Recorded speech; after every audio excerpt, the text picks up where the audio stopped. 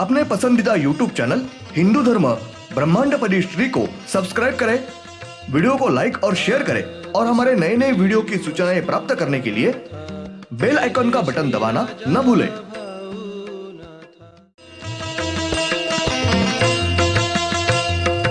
आरती सप्रेम मस्को बना था, जय जय श्री राजा भाऊनाथा।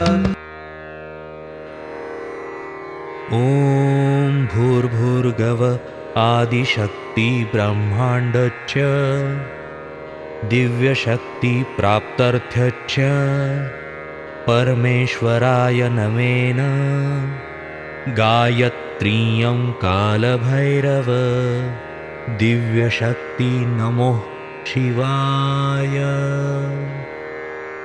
ब्रह्मांडपदी श्री सप्तशक्ती महाग्रंथ, ब्रह्मांडपदी श्री सप्तशक्ती महापंथ।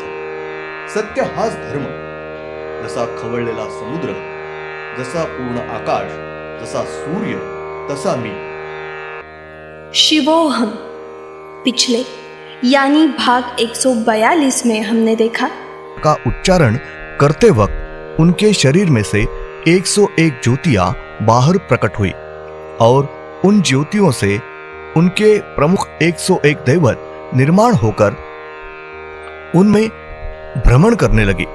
उसके बाद श्री नपुंसक पुरुष मानव इन्होंने श्री बांस पंछी यह रूप धारण किया।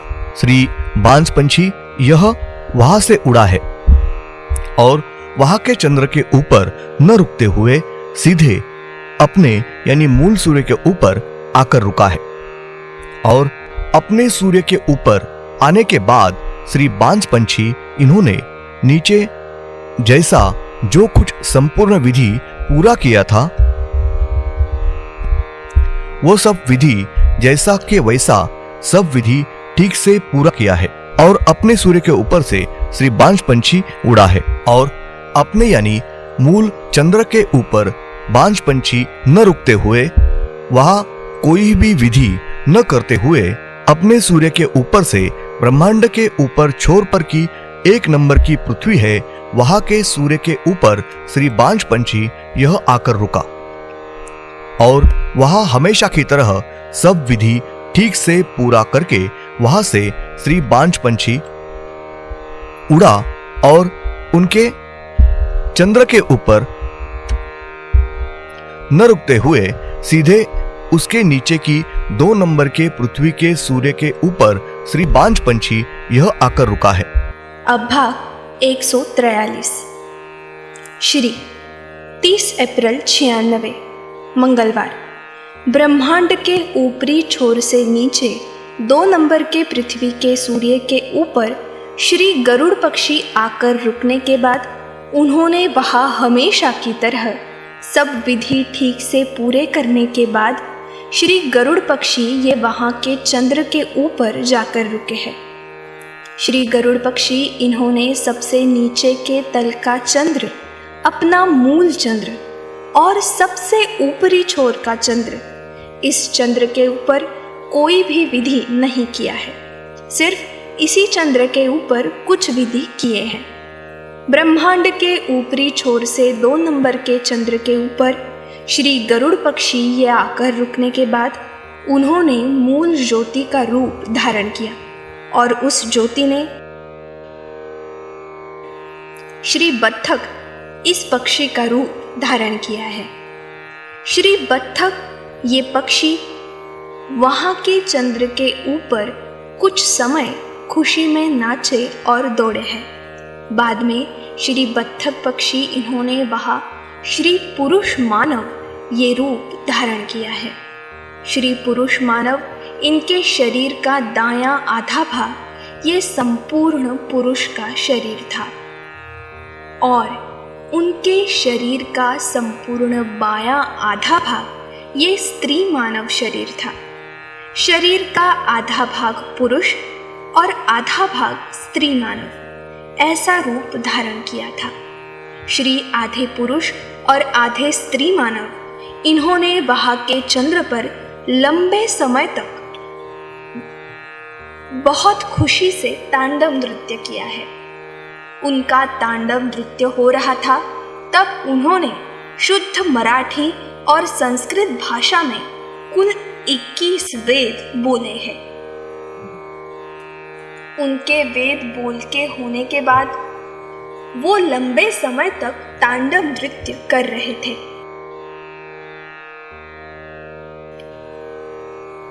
उनका तांडव नृत्य हो ही रहा था। श्री सूर्य इनके ऊपर जो 111 मंत्र बोल के जो 101 प्रमुख दैवतें निर्माण हुई थी, उन सब दैवतों के विनाश करने के लिए, उनके कार्य का विनाश करने के लिए, शत्रु निर्माण करने के लिए, उनको हर तरह की परेशानी देने के लिए उन्होंने 21 वेद नृत्य करते हुए बोले हैं। उसी तरह सब पशु, पक्षी, प्राणी और अन्य प्राणी, इन सब के प्रमुख सब दैवतों से हमेशा के लिए शत्रुता, झगड़े रहे और उसमें से उन देवतों का और पशु, पक्षी, प्राणी, इनका नाश होता रहे, इसके लिए वेद बोले गए हैं। उस मानव ने सिर्फ वेद बोले हैं, मंत्र, श्लोक नहीं बोले हैं।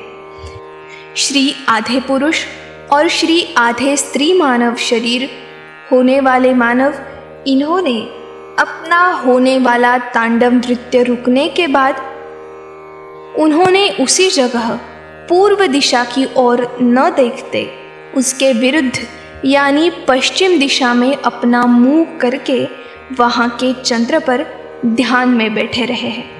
बाद में उन्होंने तपश्चर्या भी की है। श्री आधे पुरुष और आधे स्त्री शरीर होने वाले मानव, ये उसी शरीर अवस्था में पश्चिम दिशा में लंबे समय तक ध्यान में बैठे थे। तब यानी उनके शरीर का आधा भाग जो पुरुष भाग है, उस दाईं ओर से दाएं ओर के संपूर्ण शरीर में से अनगिनत दिव्य तेजस्वी ज्योतियां बाहर निकल रही थी और उनके शरीर का बायां स्त्री शरीर भाग ये शांत रहकर ध्यान की अवस्था प्राप्त करके बैठे थे और पुरुष भाग में से अनगिनत कोटि ज्योतियां बाहर निकल रही थी। जब तक उनकी ध्यान अवस्था थी तब तक ही उनके शरीर के दाएं पुरुष भाग में से अनगिनत ज्योतियां बाहर निकली है। श्री दिव्य तेजस्वी अनगिनत ज्योतियों से अलग अलग महाभयंकर रोग जंतु निर्माण हुए हैं। हर एक ज्योति से अनगिनत महाभयंकर बीमारियों के सूक्ष्म रोग जंतु निर्माण हुए हैं। दिव्य तेजस्वी अनगिनत ज्योतियों से सब प्रकार के अनगिनत कोटि जीव जंतु, अलग अलग बीमारियों के अनगिनत कोटि सब भयंकर रोग बीमारियां निर्माण करके हर तरफ रोग फैलाने वाले सूक्ष्म जीव जंतु निर्माण हुए हैं। ये रोग जंतु सूक्ष्म जीव जंतु है और अपनी आँखों से नहीं दिखते हैं। श्री स्त्री मानव शरीर ये ध्यान में बैठे हुए थे और श्री पुरुष भाग है, उनके शरीर में से अनगिनत कोटि ज्योतियाँ बाहर निकल रही थी। वो सब ज्योतियाँ ब्रह्मांड में हर तरफ होने वाले वातावरण में मिलकर उसमें सहभागी होकर वातावरण में से ब्रह्मांड में की सब 34 पृथ्वी पर आकर रुकी रही थी। सब पृथ्वी पर के पहाड़ों पर वो ज्योतियाँ आकर रुकने के बाद उस हर एक ज्योतियों से पृथ्वी पर सब प्रकार के महाभयंकर सूक्ष्म रोग जंतु निर्माण हुए हैं। वहाँ के चंद्र पर से वातावरण में घुल मिलकर संपूर्ण वातावरण में और पृथ्वी पर इस हर एक ज्योति से कोटि अनगिनत हर प्रकार की बीमारियां निर्माण करने वाले और बीमारियों के रोगों के सूक्ष्म रोग जंतु निर्माण हुए हैं और ब्रह्मांड में हर तरफ होने वाली वातावरण में घुल मिलकर ब्रह्मांड में हर तरफ सब बीमारियों के रोगों के कोटि सूक्ष्म रोग जंतु भ्रमण करने लगे हैं। वातावरण में से, हवा में से, प्राणवायु में से हर तरफ भ्रमण करते हुए रुके हुए हैं। ब्रह्मांड में हर एक पृथ्वी पर के सब प्रकार के पशु, पक्षी, प्राणी, अन्य सब प्राणी, सब जीव सृष्टि इनका शरीर में श्वास के द्वारा या किसी भी प्रकार से उनके शरीर में प्रवेश करने लगे और सब पशु, पक्षी, प्राणी, सब जीव सृष्टि प्राणी इनको इस रोग जंतु की वजह से हर प्रकार के जीवों को अलग अलग किस्म की बीमारियां होने लगी है।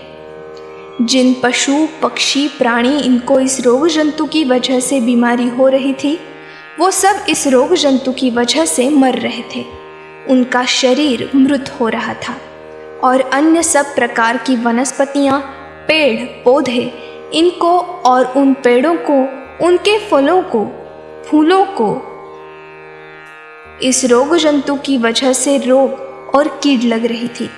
वनस्पतियां, उनके फल इनको भी अलग अलग प्रकार के रोग हो रहे थे। ब्रह्मांड में के संपूर्ण वातावरण में महाभयंकर सूक्ष्म रोग जंतु ये आज तक हमेशा के लिए भ्रमण करते रहे हैं, आखिर तक रहने वाले हैं। इन सूक्ष्म जीव जंतु की निर्मित करके ही रखी है। ब्रह्मांड में जैसी परिस्थिति, वातावरण और समय निर्माण होता है, उनको जब आवश्यकता लग रही होगी तब ये सूक्ष्म रोग जंतु अपना कार्य शुरू करते हैं। धन्यवाद। अगले यानी भाग 144 में हम देखेंगे हर बार अकस्मात नए नए महाभयंकर रोग, बीमारियां ये सूक्ष्म जीव जंतु निर्माण करके हजारों कोटि जीवों को उनके शरीर का बलि लेते हैं। ये जीव मृत होते हैं। एक महाभयंकर बीमारियों पर दवा, इलाज निर्माण हुआ। उस बीमारी से भी और भी दूसरी भयंकर बीमारी जीव सृष्टि में निर्माण करते हैं। ब्रह्मांड है तब तक महाभयंकर बीमारी और रोग निर्माण होने वाले हैं। ये सूक्ष्म जीव जंतु अपना कार्य करते रहने वाले हैं, रुकने वाले हैं। ओम श्रीनाथ भस्को